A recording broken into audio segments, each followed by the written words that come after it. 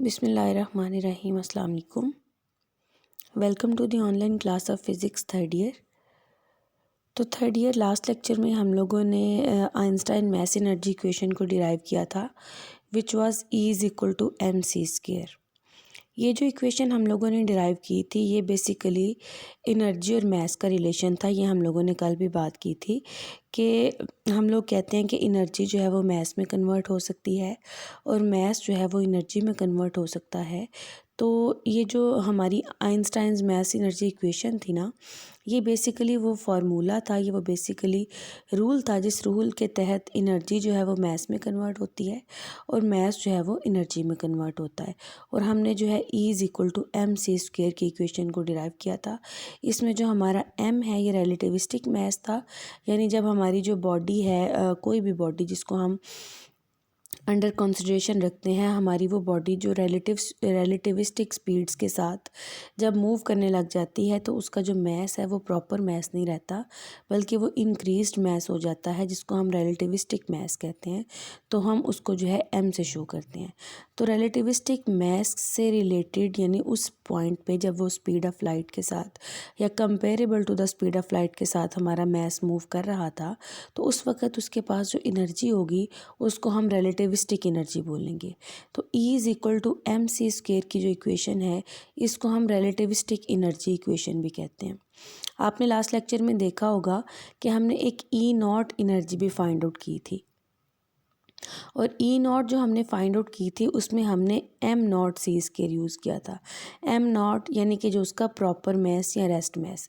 तो जो हम E0 फाइंड आउट करते हैं या की थी हमने, वो हमारी थी रेस्ट एनर्जी, और ये जो E हमने फाइंड आउट की थी ये हमारी है रिलेटिविस्टिक एनर्जी। आज हम लोगों ने जो है एक नया रिलेशन डिराइव करना है, which is E² is equal to m0² c4 plus p² c²।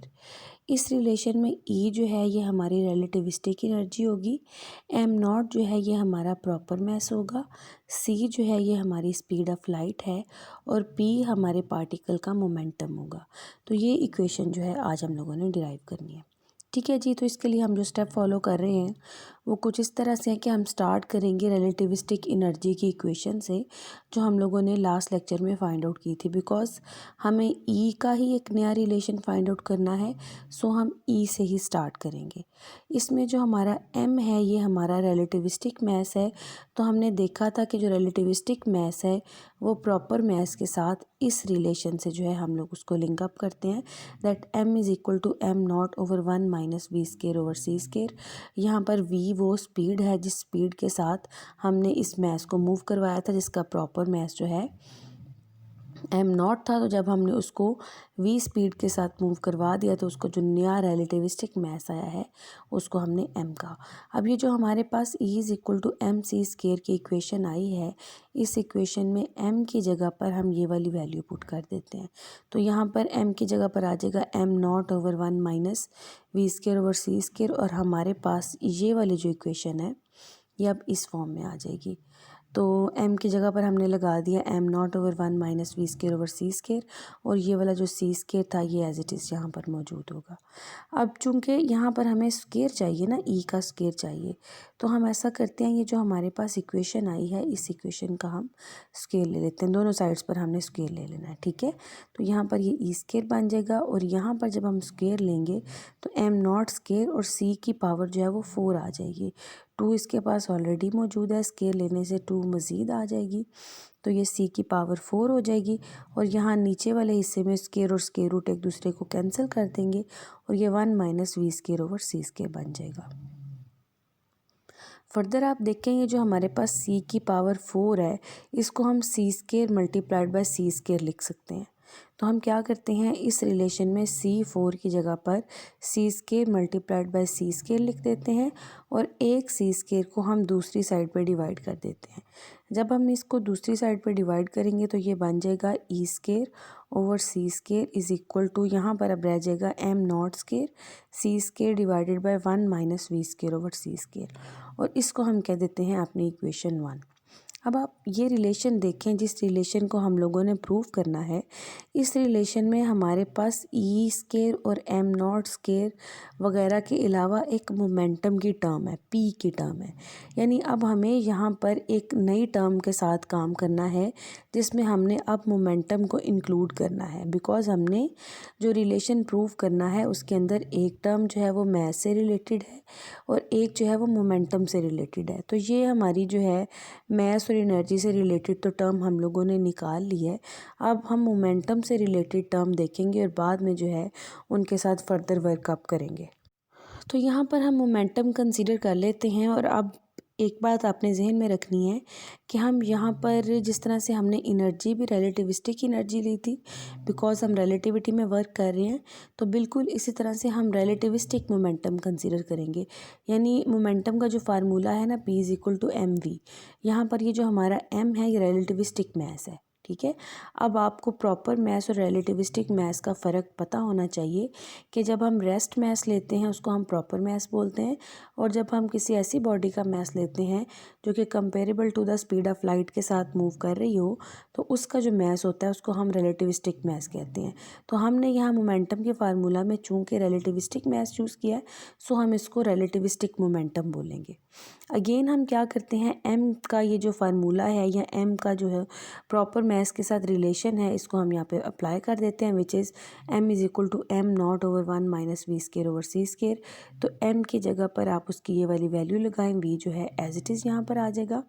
Again हमने जो फार्मूला प्रूव करना है उसमें पी स्केयर है। ठीक है। तो हम क्या करते हैं, इस इक्वेशन का स्केयर ले लेते हैं, तो ये बन जाएगा P square is equal to M not square V square over 1 minus V square over C square. यानी यहाँ पर जो स्केयर रूट है वो स्केयर रूट कैंसिल हो जाएगा। तो इसको हम कह देते हैं इक्वेशन 2 है। हमारे पास दो इक्वेशंस अब आ गई हैं। ये हमने जो है इक्वेशन 1 फाइंड आउट की थी। इक्वेशन 1 बेसिकली हमने फाइंड आउट की थी जब हमने E is equal to M C square की इक्वेशन को ऑपरेट किया था, और इक्वेशन 2 हमने फाइंड आउट की है जब हमने मोमेंटम इक्वेशन को ऑपरेट किया है। अब ये दो हमारे पास इक्वेशन आ गई हैं।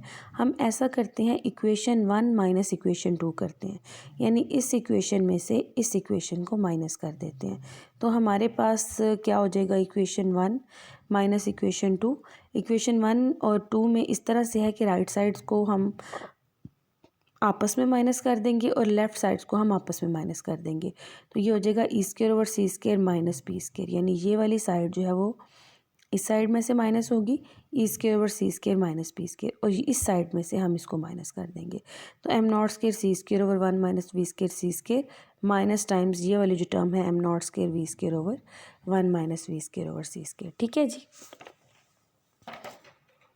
अच्छा, अब आप यहाँ पर देखें, हमारे पास इसका जब हम एलसीएम देखते हैं तो दोनों में 1 minus V square over C square ही एलसीएम आएगा। तो वो हम जो है यहाँ पर एलसीएम ले लेते हैं, 1 minus V square over C square, तो ऊपर ये जो है M not square C square minus M not square V square आ जाएगा। ठीक है जी। तो अब देखो हम क्या करते हैं, ये जो ऊपर वाली टर्म है, ऊपर वाला जो फैक्टर है, इसमें से M not square C square को कॉमन ले लेते हैं। पूरे को हमने कॉमन ले लिया, तो यहाँ पर इस जगह पर हमारे पास आ जाएगा 1 minus times am not square, यहाँ से कॉमन चला गया है। तो चूंकि यहाँ पर सी स्क्वायर मौजूद नहीं है तो हम यहाँ पर इसको सी स्क्वायर के साथ डिवाइड कर देंगे। तो यहाँ पर हमारे पास बटे के ऊपर भी आ जाएगा 1 minus V square over C square, और इसी तरह से बटे के नीचे भी हमारे पास आ जाएगा 1 minus V square over C square. तो चूँकि ये सेम टर्म्स हैं हम इन दोनों को काट देते हैं, और दूसरी साइड पे देखिए हमारे पास ई square over C square minus P square चलता आ रहा है। तो उसको हमने यहाँ पर लिख लिया E square over C square minus P square, और इस साइड पर जब 1 minus V square over C square जो है वो कट जाएंगे तो हमारे पास रह जाएगा M not square C square. Further अब हम क्या करते हैं, इस साइड पर हम ले लेते हैं एलसीएम, तो ये हो जाएगा ई स्क्वायर माइनस हाँ जी सी स्क्वायर, यहाँ पर एलसीएम आ जाएगा, और ई स्क्वायर यहाँ पर एज इट इज़ आ गया। चूँकि यहाँ पर सी स्क्वायर यहाँ पर जो है वो डिवाइड नहीं हो रहा, सो ये वाला सी स्क्वायर जो है वो पी स्क्वायर के साथ मल्टीप्लाई हो जाएगा, और ये P square C square divided by C square आ जाएगा। अब नेक्स्ट स्टेप में हम क्या करेंगे, ये वाला जो सी स्क्वायर है इसको हम दूसरी साइड पर मल्टीप्लाई कर देंगे, तो ये सी की पावर 4 बन जाएगा। हाँ जी, तो ये वाला सी स्क्वायर है, इसको जब हमने दूसरी साइड पे मल्टीप्लाई किया तो ये बन जाएगा C4। अब जस्ट हमने इस इक्वेशन को रीअरेंज करना है, यानी E square minus P square C square is equal to M not square C4 हमारे पास आ गया है। ये जो P square C square minus का है, इसको जब हम दूसरी साइड पर लेकर जाएंगे तो ये प्लस का हो जाएगा और ये रिलेशन बन जाएगा E square is equal to M not square C4 plus P square C square. और ये वो इक्वेशन थी जिसको हमने डिराइव करना था, तो जो कि हमने इस वक्त प्रूव कर ली है। आज के लिए इतना ही। अब नेक्स्ट लेक्चर में जो है हम नेक्स्ट पढ़ेंगे।